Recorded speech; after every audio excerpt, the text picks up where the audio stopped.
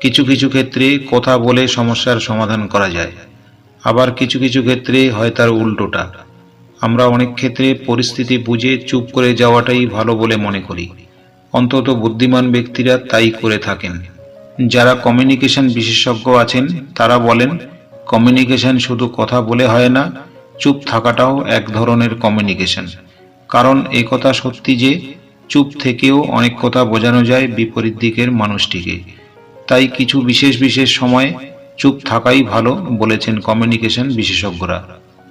কথায় আছে, জ্ঞানী লোকের কথা কম, সুস্থ লোকে খায় কম। তাই কম ব্যাপারটা খেয়াল রাখতে হবে। যত কম কথা বলবেন তত বিপদ থেকে দূরে থাকবেন, না হলে আপনাকে দোষীর কাঠগড়ায় তুলতে সময় লাগবে না কারোর। মানুষ কথা বলতে শেখে 2 থেকে 3 বছরের মধ্যে, কিন্তু কোথায় কি বলতে হয় তা শিখতে সময় লাগে সারা জীবন। এমন অনেক মানুষ আপনার আশেপাশেই আছে। ব্যবহারই ব্যক্তিত্বের পরিচয়। কথার আঘাতটা ভীষণভাবে আঘাত করে, অনেক সময় তা সারা জীবনেও ভোলা যায় না। আজকের আমি এই ভিডিওতে 14টি বিষয় নিয়ে আলোচনা করব যেখানে আপনার চুপ থাকাটাই ভালো। এছাড়া চুপ থাকার যে অনেক উপকারিতা আছে সেই বিষয় নিয়েও আলোচনা করব। আমার প্রিয় দর্শক বন্ধু, সম্পূর্ণ ভিডিওটি দেখার অনুরোধ করছি। ভিডিওটি ভালো লাগলে লাইক এবং কমেন্ট করতে ভুলবেন না। আর আপনি যদি এই চ্যানেলে প্রথম হন তাহলে চ্যানেলটি সাবস্ক্রাইব করে বেল আইকনটি অ্যাক্টিভ রাখার অনুরোধ রইল।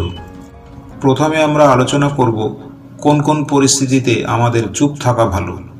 1. প্রচণ্ড রাগের সময়। জীবনে অনেক খারাপ পরিস্থিতি আসে, অনেক সময় রাগের সীমা পার হয়ে যায়। কারোর ওপর রাগ হলে আপনার হয়তো অনেক কিছুই মনে হতে পারে, তবুও তার সামনে চুপ থাকাটাই বুদ্ধিমানের কাজ। কথায় আছে, রাগের কোনো ধর্ম নেই। রাগের মাথায় যে কেউ কারো জীবনহানি করতেও পিছপা হয় না। মুখ দিয়ে এমন সব কথা হয়তো বেরিয়ে যায় যা স্বাভাবিক থাকাকালীন বলা সম্ভব নয়। সেই কথা কাউকে এমনভাবে আঘাত করে যা তার জীবনের মোড়টাই পাল্টে দিতে পারে। তাই রাগের সময় চুপ থাকাটাই আপনার অনেক বেশি ভালো ফল দেবে। 2. খুশি ও আনন্দের মুহূর্তে। এই সময় মানুষের মন বাচ্চাদের মতো হয়ে যায়, এমন সব আচরণ করে বসে যা সবার কল্পনারও বাইরে। এই সময়টাতে চুপ থাকা উচিত, কারণ খুশি ও আনন্দে আত্মহারা হয়ে এমন কোনো কথা কাউকে বলে ফেলবেন যে সেই কথার উপর ভিত্তি করে পরে সবাই আপনাকে হেনস্থা করতে পারে। হয়তো কাউকে কোনো কথা দিয়ে ফেললেন যা পরে আপনার পক্ষে সত্যি করা সম্ভব হবে না, কষ্টকর ব্যাপারে পরিণত হতে পারে। 3. তর্কের মধ্যে। যারা অশিক্ষিত তারা যে বিষয়ে তর্ক করছে সেই